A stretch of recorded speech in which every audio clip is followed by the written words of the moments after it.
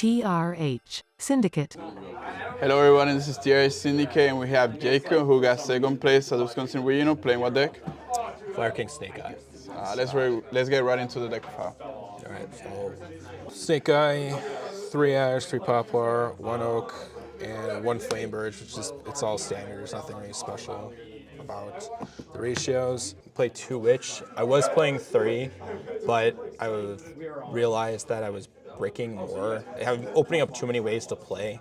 If you open like witch plus wanted, it feels great, but it just kind of sucks because you'd rather it be anything else at that point. Yeah. But 2 felt nice because if I got 1 was banished, I always had access to the second one. Fire King cards, 1 Ponix, 1 Garunix, 2 Kirin, 1 Arvada, which is all standard, nothing really special. That's all for just the monsters for the main engine. Spells, the 3 wanted, 3 bonfire, which is all standard again. 3 designator. How was it for you? There were plenty of games where like I would designator and just win the game because it was their only hand trap. I was also playing talent. There were a number of games that open both designator and talent, and if you just they Veiler you or you designator, talent look at their hand, the game's just essentially over at that point. I've been flip-flopping between all these different ratios. I tried playing 2-2, I tried playing 3 designator, 1 talent, but what I thought was that if I was playing 2 talent, 3 designator, the talent's kind of like a semi-pseudo designator, because the deck can play through 1 hand trap pretty easily and still do the combo, but 2 is usually where it gets hard. So if I had a talent and I got hand trap with a Veiler or an Ash, look at the hand, rip out the last hand trap, it's basically doing the work that designator was going to do, and now I have hand knowledge.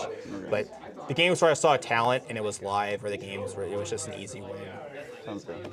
1 for 1. Which is every single Snake Eye deck's playing it. Just the Fire King stuff. I didn't play any other Fire King card.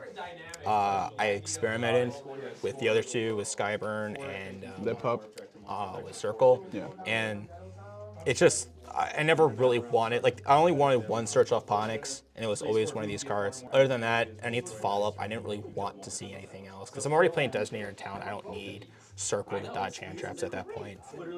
And then 2 of the Snake Eye cards. Some lists aren't playing this. I opted to play it because it's a free card to dump off of Witch. There's plenty of games you're going to see both Snake Eye Ash and like a Witch or a Wanted. So I'm searching this with Poplar and then setting this off Witch, and this is just a free send off Witch. So if I get hand trapped, I'm not really negging myself to put up my board. Also, like one of my main combo lines with both Ash and the Field Spell just puts up like Apple, Whale, or Heat Soul. It just does this whole combo that's just so hard to break and then win that they'll just lose on the next turn. And then the rest are just hand traps. How many hand traps are you playing in the main? Huh? How many hand traps are you playing in the main? 12. It's just the standard 4 hand traps that you're going to see most decks play. My siding pattern, if I was going first, I was siding out a single copy of all of these and putting in a Call by the Grave and triple summon limit. I just need these for cross-out targets, but other than that, for most other deck lists, it depended on like the matchup and what my side deck was more geared towards to deal with. But yeah, all 4 of these cards were just, you see 2 of them in combo, you're feeling pretty good about the game. 42 cards in the main deck. The number felt good. I probably wouldn't change anything else. Extra deck. 1 Linkuriboh, 2 Charmers. The Charmers are kind of just busted. Like, I had a number of games going second where I go into both these Charmers, and the Dark, not so much, but the Hito causes a huge problem, especially if you don't have actually the Fire King cards, because if you go into Snake Eye, in your Snake Eye combo, and you make this, I had a number of games where they were forced to kill it because with their Promethean Princess, because if I just grab their Promethean Princess, they have nothing. And they kill it, I'd search like a Ponix, and then I just shift into the Fire King stuff, and the game's just over now. And now they've got a princess, and they can't nib me now because they're fire locked. So yeah, definitely Hita is a problem card for a lot of decks to deal with. 1 Sunlight Wolf, just for get stuff back, and it's the main card you go into to make Heat Soul. IP Masquerade for playing with SP on your opponent's turn. Phoenix was a card I considered maybe cutting, but it comes up a lot in the Voiceless Voice matchup. So because when they make their board, you need both SP and Phoenix to try to win the game, and they're going to negate one of their summons with service. So a lot of times I would make this, and then they'd negate it, and then I'd make the SP, and I'm able to break the board. 2 princess. I wanted, because I'm not playing access code, I wanted to maybe cut a princess so I could play the access code, but I was expecting a lot of cash tier and a lot of, stun stuff, and the second princess comes up just about in every single grind game, especially even if they don't banish it, it'll sit in the grave, and a lot of times you can't get a good opportunity to bring this back, or if you do, they'll kill it. Being able to make the second copy and then bring something else back like a Flamberge Dragon, it's really, really, really strong. So I would never not play 2 copies of Princess. I was on Celine, which is part of the reason why I wanted to play only 2 copies of Witch. So during my combo line, I was making this a lot. The Celine was very, very strong throughout the course of the entire regional, making early Appaloosa with this, especially if they hand trap me. So if they put an Ash in grave or any dark, I'm making a Dark Charmer, bringing out their card, going into Celine, and then bringing out my own Witch to make an early Appaloosa. Hitsul just as part of the combo for draw power, and then you have the OTK line. Whale was a card that I was cutting and I put back into the deck as part of the reason why I put it back in was I kept misplaying. I wanted to end on this more and I kept missing the card. This used to be access code. And I wanted to play access code specifically for Voiceless Voice, being able to beat them.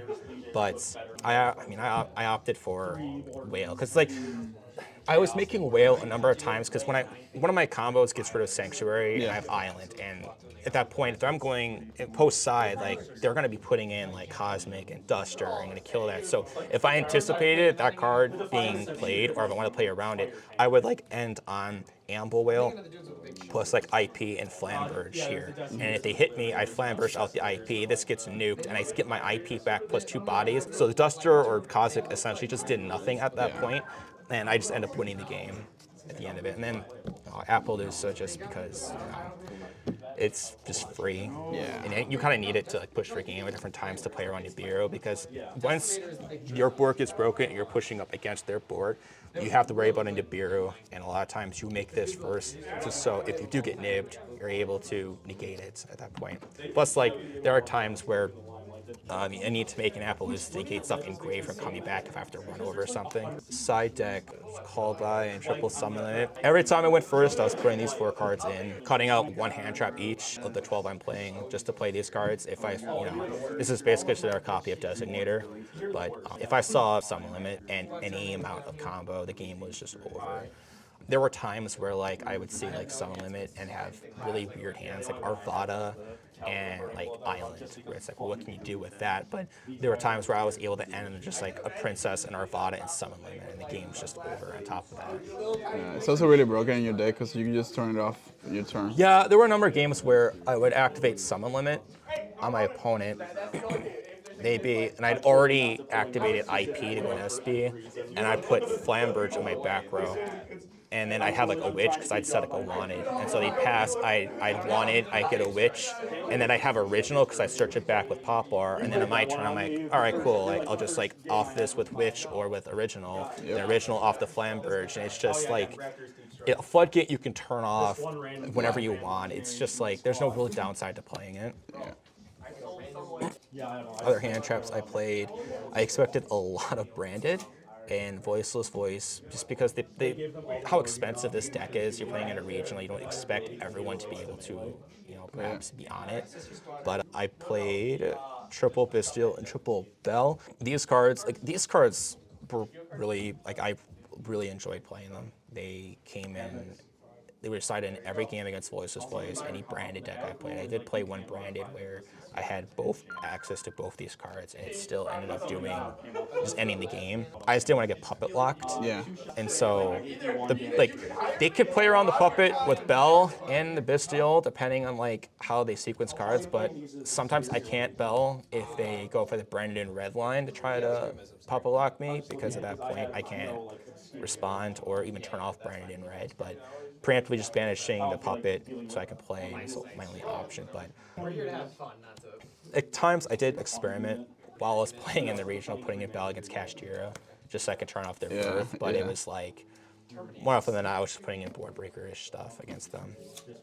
I played 4 copies of a way to deal with summon limits. That's the biggest threat for this deck going second. It's not so much breaking a board, because you can break the board with your engine if you have enough of it. It's playing through a summon limit, and with Voiceless Voice, they can protect summon limit, which is a problem. Like, every deck can in theory play summon limit. Like, there was times where I'm like, well, I don't even know if these Cashier are gonna side it. Like, is like a runic deck gonna put it in? Like, I didn't know. So pretty much every single time going second, I was putting these 4 cards in, just have a way to deal with any potential floodgate card that I'm gonna see. And they did come up quite a bit. Anytime I saw these cards, they put in a lot of work and were part of the reason why I won the game. And the final card I ended up siding that was probably not very standard was a Kurikara. And then what I thought was, seeing a lot of Cashier or branded. In my siding pattern, this card was essentially the reason why I was able to beat a couple Cashier matches. Going second, if they shifter you, what you do is you start with Snake Eye Ash and you search this. And if they have Era, now they can't trigger Unicorn or Fenrir now because they know you have it. And you just trigger it off their ear, you punch over the Fenrir, you make your own Link Crable into SP, and you can out control the game at that point through a shifter. I was also siding this against pure Snake Eyes as well, because they're typically ending on stuff like Baron and Savage and all the Monster Negate stuff. But typically, I was siding this in, just going second, even if I didn't know what they were on. It's just like it's an easily accessible level 1 fire that I can search with Ash, or even original if I dump original to the grave, instead of using its on-field effect. And it caught a lot of players by surprise. I probably summoned it like about 4 or 5 times, and it just auto wins the game at that point. It's just free, especially against Voiceless Voice. If they want to Guardian negate something, I'm like, all right, cool, slap this down, and now the game's over at that point. Yeah. There wasn't a whole lot that I really missed. I mean, my only loss was that it was a time loss. Like, I was playing against for a higher runic and he gained 500 off Wiz. I'm like, well, I mean, nothing more I could do about that. If I had more time, my end board would have been different, but I likely would have won that game because I went full combo and he had no runic cards, all for higher end sprites, which at that point it's like, well, I mean, what are you ending on to really kill me on the follow-up? But yeah, like, I mean, I feel like as the format progresses, that'd be the only time I really change things. Because I really liked my side deck patterns, especially how I was siding. The only times I had real issues when people were playing non-engine stuff, like in Pure. Like, Pure playing enemy controller or droplet was really awkward at times, because if they time it right, I might just flat out lose the game. But my opening combo lines, like, there were times where, like, I feel like this deck is just such a hard and difficult deck to play against, because it's so hard to get a read. Like, I think the very first match I played of the tourney, I had like Arvada and Bonfire in my opening hand. They're just garbage, and I'm like, I had like these two and like maybe like an Ash. Like, and I was worried about Droll, because I didn't get Drolled a single time throughout the entire race, but I was playing around it every single time I was playing, because I'm like, well, there are times if I search Ash with this, I just lose. But if I normal Arvada and I Bonfire into like a Poplar, and they want to like negate the Poplar or like Ash me or something like that, I can just kill the Poplar, and now I have original, and now I can just do combos. So there were a number of games where instead of bonfiring into Snake Eye Ash, then normally Ash, I was bonfiring into Poplar if I had any other normal of like a Vada or an Oak instead. And I don't know if that tripped up players or anything like that, but like a lot of players were just holding their hand traps the entire time, and then they start hand trapping me once I start putting things on the board. But at that rate, it's already too late. If you're gonna put Ash in grave, and I already have 3 bodies on the board, that's just hit a line at that point. So. No, Timeless makes you like hold your hand traps as much as you can, because you're always worried that if you do it too early, you just. Yeah, the talent was like, if I wasn't looking at their hand, if I was going second and I saw it, I was taking their monster, or I was drawing 2 to try to draw into more ways of playing the game. And there was like a player I played against where he was doing his thing, and talents took an Amble Whale. Now he can't pop it. And then I made like a link play into like a Hida, and he hit at that point, but you're not gonna float with the whale now. And he just popped like any normal monster and put a prom on the board. And at that point, it's like, now you're locked into fire, so I don't have to worry about Nibiru. Now my Hida's gonna float into another card. So like I said, I was thinking about whether or not talents was correct or not to play, and I found the ratio 3 designator 2 talent to be a really nice sweet spot. No, I like where it. I wasn't bricking too much, but I also had plenty of ways to play around whatever my opponent was doing. Okay. Any thoughts on the format, the banlist specifically? Well, that's the question that everyone's asking, I suppose.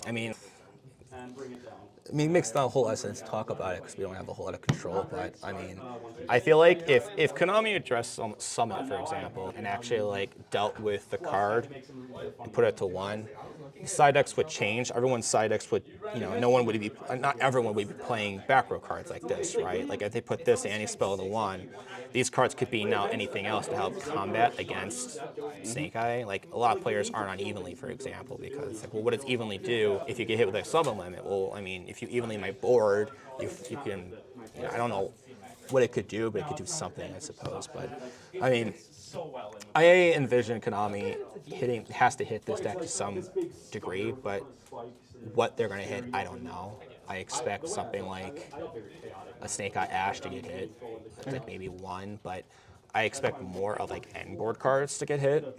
Honestly, like they need, like this card could get banned. They could ban Link Karibo if they want to. Like banning Link Karibo would eliminate dodging hand traps and also turn off the ability for me to make a Heat Soul. They could ban. I would not be shocked if IP gets a hit. Just the ability for me to IP my opponent's turn into SP. Like SP is fine as a going second card because it helps a lot of decks going second in order to play. But making it on my opponent's turn and getting 1 banish off it and then a second one on top of that with its own secondary effect is a little ridiculous. Yeah. And IP has always been a problem card. It's always been something that's like, doing a lot of really nasty things. Yes. But the SP might be the thing that puts it over the edge in terms of what's fair in Yu-Gi-Oh. Yeah. So Let's go. I wouldn't be shocked if those cards get hit. Apo, I probably won't get hit with Rarity Collection reprint, but it does feel like Snake Eye Ash could get the hit, and they could also maybe put also 1. Like these 2 cards could be put to 1. 1 is just a free body combo and a +1 draw on top of that. So it's like it's a little ignorant for what it does. Yeah. So I think they could probably limit these 2 and then maybe like address a couple extra cards, and that might be all they do. The Zelantis line is just broken. It's just it kills way too easily. Like there were against a couple of Snake Eye players, like they would do a whole combo. Like I'm chewing through all their interruption, and all I have to do is if I end on a Charmer, game is over because I just making the Promethean Princess bring back a body, go into Dragon. All I need to do is put like 5 or 6 link materials on the board, and I can Zelantis OTK, and the game was just instantly over. If they banned this, it would make the deck's ability to kill you quickly much more difficult. And it's also about build card, because it switches summons, and it's just this card's been like just waiting for the right combo or the right something to break the card. Like it's such a major problem. Like there was a game where like I would take like their monster, activate Zelantis, give it to my opponent, and then trigger my own Promethean Princess to kill it because they had like an open board. Yeah. I'm like, oh cool, I can OTK now through an open board now. So, or like if they take my card with like a Hida or anything like that. Like if they now they own one of my cards. Like Zelantis can just give it back to me. Like there were like one of them like Hida out my Flamberge, and he kept the Flamberge on his board because he didn't want me to float with it. I'm like, all right, like Zelantis, it's my Flamberge now. Yeah. It's just the card is just. I would not be shocked if Zelantis gets banned. Honestly, it probably should. The ability, just that OTK line, it's just so easy to establish with Princess. Obviously, Princess being the problem card, but it just got printed. There's no way that they're gonna ban that. Any shout-outs you want to make? I'd probably shout out my friend group that I test with, the Gevs, Mike, Jake, Ryan, shout out Jordan, and Zach for helping me just test and practice a lot. I'll probably shout out Go Store for giving me a place to play every weekend. So it was a fun regional. It was good. It wasn't like the Rosemont regional where we had to do split rounds. I was there till 11:30. It started on time, got over pretty quickly. So. And we had a break, which was crazy we had a break too. Yeah. So it was a nice regional, and it was a lot of fun. So. T.R.H.Syndicate, signing out.